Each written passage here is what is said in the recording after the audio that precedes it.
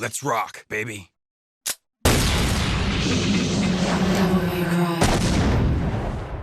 The first boss that I'll be guiding you through is Phantom.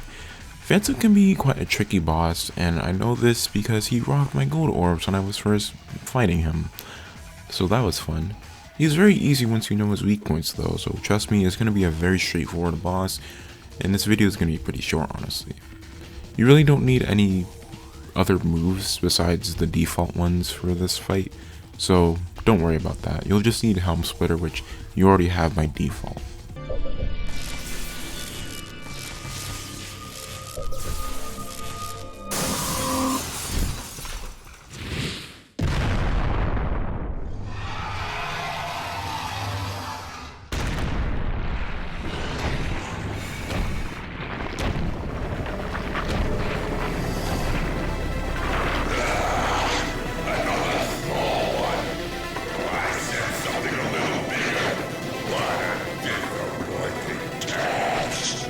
Big surprise. I hope for your sake you got something inside that big body of yours.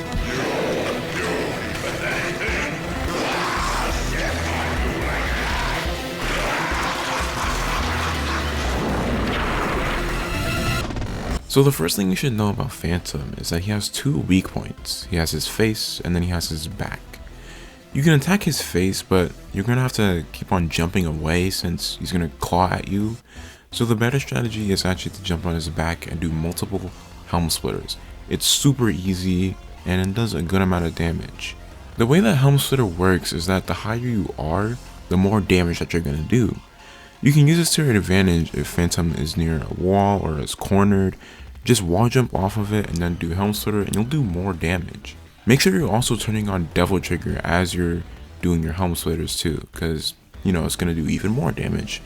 Devil Trigger in general is a very powerful tool in the entire DMC series.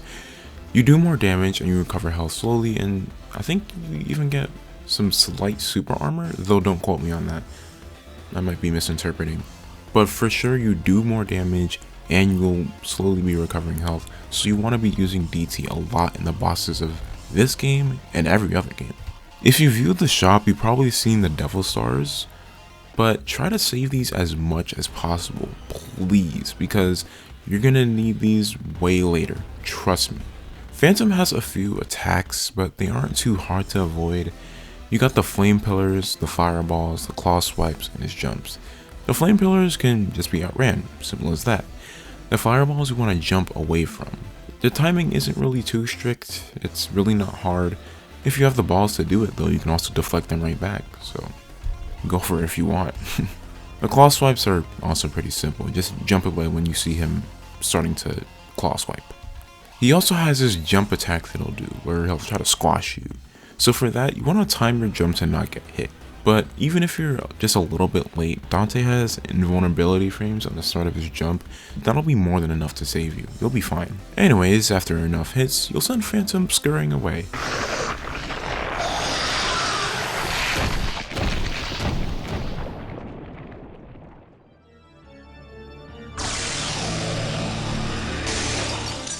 You'll see him again trying to chase you, twice in fact. And I didn't include these because it's honestly really simple. You either just run away and dodge his fireballs, or if you want the red orbs, you can try hitting them back. As a beginner though, I think the former is better because it's more safer, but by all means, if you want those red orbs, feel free to do it. A few missions later though, you'll fight Phantom again and in a different arena this time.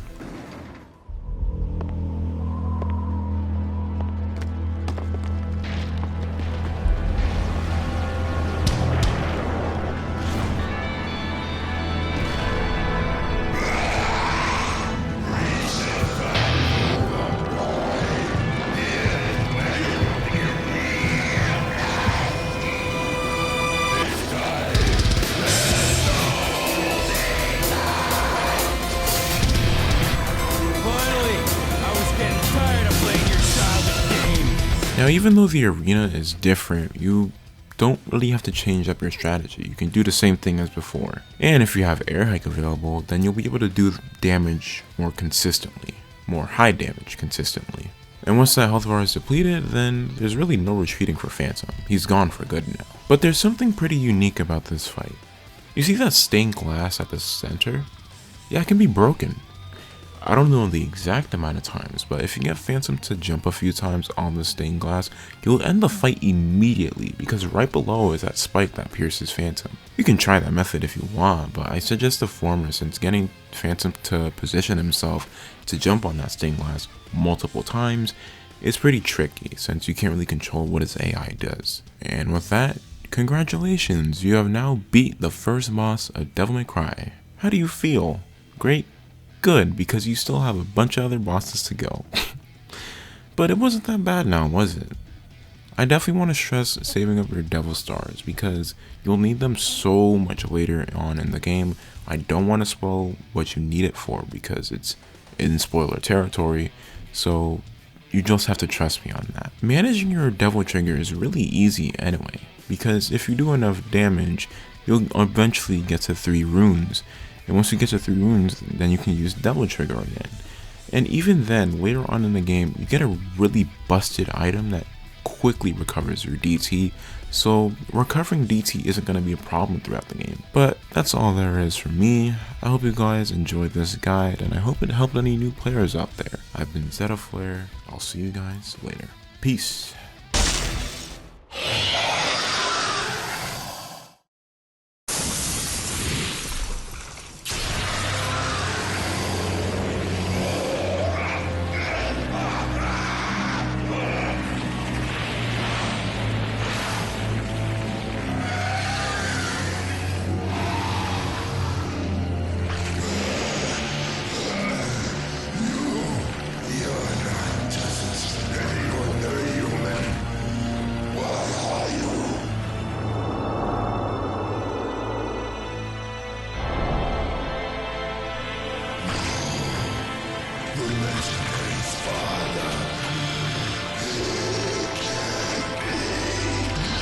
You're right. I'm his son, Dante. Sweet dreams.